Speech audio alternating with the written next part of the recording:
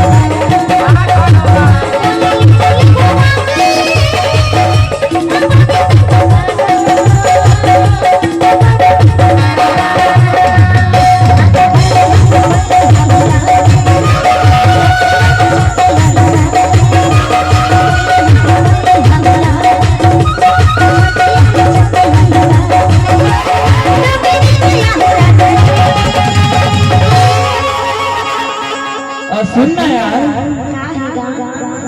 तो डोंगरी माया अभी का नहीं आवे बात की चीज है वो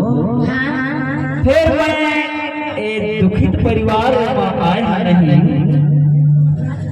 क्या तो लगे तो का बतावा